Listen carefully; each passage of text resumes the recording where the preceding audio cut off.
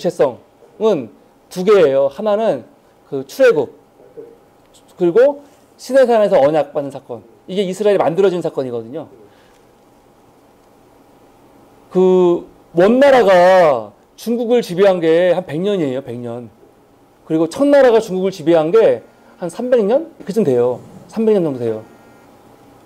길잖아요. 그런데 이스라엘이 이집트에서 머문 기간이 430년이에요. 엄청나게 긴 기간이에요. 엄청나게. 우리나라가 일제 치하에서 36년이었잖아요. 근데 36년 했는데도 아직까지도 막 논쟁이 많은 게, 아직도 뭐 청산이 됐다 안 됐다부터 시작해갖고 식민지 근대화론, 친일파 문제 뭐 여러 가지인 게 아직도 우리가 거기 못 벗어나고 있잖아요. 완전히요. 겨우 36년 살이했는데. 근데 이집트가 우리가 너무 쉽게 넘어가는데, 이스라엘이 이집트에 들어가서 머문 게 430년이라고요. 보통 긴 역사가 아니에요. 그럼 사실은 이스라엘이 과연 존재했을까? 없어졌지? 그 당시에 이스라엘은, 모세 시대 때 이스라엘은 이게 어떻게 이스라엘이에요? 이집트인이지, 사실은. 이민으로만 말해도 이게 몇 세대인데요. 이성계만 하더라도 사실은 논문도 있어요. 이성계는 몽고인이다. 이렇게 된 논문도 있어요. 왜냐면 이성계가 몽고 이민 몇 세대입니까? 3세대인가 4세대인가 그렇다고요. 이성계가. 그러니까 이성계는 조선말보다 몽고말이 더 편한 사람이에요. 원래. 그 아버지, 할아버지가 다 몽고 관리였고. 근데 그거에 따지면 모세 같은 경우는요. 모세는 사실은 그 몇백 년 동안 이 이집트 사람인데 무슨 히브리 민족의 개념이 어디 있어요, 사실요. 그러니까 우리가 너무 쉽게 성경에서 너무 건너뛰어버리니까 히브리인들끼리 우리는 히브리인이라는 민족 정체성을 가지고 막 살았을 것 같은데 그게 과연 그렇게 강했을까? 이거에 대해서 한번 생각을 해봐야 되는 거예요. 더군다나 이집트는 문명이 얼마나 대단한 나라입니까? 원나라는 문화가 강하지 않으니까 중국을 지배하면서 중국의 문화에 흡수돼 버렸단 말이에요. 청나라 마찬가지예요. 지금 만주가 없잖아요. 결국 한족한테 흡수돼 버렸어요. 이 문화가. 중국의 문화가 워낙 세니까요. 정복이 안 되는 거죠. 힘으로 정치 권력은 장악했어도 문화가 장악이 안 되니까 오히려 그 사람들이 거기에 흡수돼 버린다고요. 워낙 세니까. 그런데 이집트는요. 정치적으로도 이스라엘을 완전히 지배했지만 문화적으로도 세계 인류 최고의 문명 아닙니까? 이집트면은.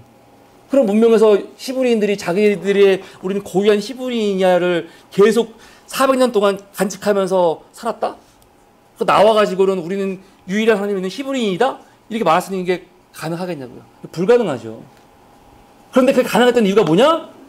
10가지 재앙, 그리고 이 홍해 사건, 그리고 시내산 언약. 이걸로 이스라엘이 이집트와 완전히 결별하고 히브리인이라는 독특한 민족 정체성을 갖게 되는 사건이 바로 그 두 사건이거든요. 그러니까 이거를 이스라엘의 뿌리 경험이라고 하거든요. 뿌리 경험. 그러니까 시편이건 어딜 가건 이스라엘 선지자들 잘 기억해 보세요. 어디서 뭔가를 얘기할 때마다 항상 하는 얘기가 여호와께서 우리를 이집트에서 구원해내시고 막 그런 얘기 많이 하시거든요. 항상 자기들의 이야기를 앞서 다시 얘기할 때는 항상 출애굽 사건을 얘기를 해요. 출애굽 사건을. 그리고 나중에 바벨론 이게 뭐죠? 이 바벨론으로 포로 사건 이후에는 바벨론에서 나온 사건을 하는 거죠. 두 개가 연결되는 거예요. 연관되는 거죠. 이 출애굽 사건과 바벨론 사건을 같이 연결해서 보거든요, 이 사람들이요. 이 두 사건이 이스라엘을 만드는, 그러니까 처음 출애굽 사건으로 이스라엘이 탄생했고, 그리고 두 번째 출애굽이 바벨론에서 나온 거잖아요. 그걸로 지금의 유대교가 만들어진 거죠. 지금의 이스라엘이. 되게 폐쇄적인 이스라엘은 그때 만들어진 거죠. 그때 사실은 정체성이. 유대 공동체라는 말이 그때부터. 그렇죠. 예.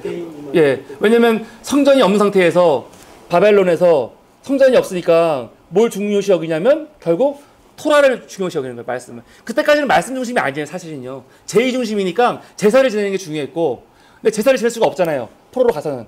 그러니까 그때부터 비로소 토라 말씀이 중요한 거고, 그러니까 지금까지 구전되어왔던 것들을 다 정립해가지고 결국 구약이 정확히 확립이 되는 게, 그 당시에 확립되는 게 그럴 수밖에 없는 거죠. 이제 자기들의 모든 예배와 이런 신앙의 중심이 토라로 가니까. 그러니까 되게 재밌는 게 포로 시대 이전까지는 서기관 말씀을 가르치는 사람이 그렇게 권위적인 사람이 아니에요. 대단한 사람이 아니에요. 별로 안 나오잖아요, 그렇게. 근데 그 이후에 그때 그 전까지는 제사장들이 중요한 사람이에요. 제사장들이 제사를 지내니까. 그런데 포로기 가서는요, 제사장들이 할 게 없어요. 제사를 안 지내니까요. 오히려 성경을 가르치는 서기관들, 율법학자들이 더 중요해지는 거거든요. 그러니까 포로 돌아와서는요, 다시 제사를 지내잖아요.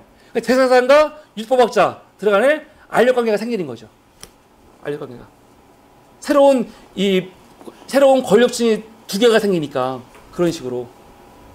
그러니까 이런 것들도 사실은 나중에 오늘 할 건 아니고.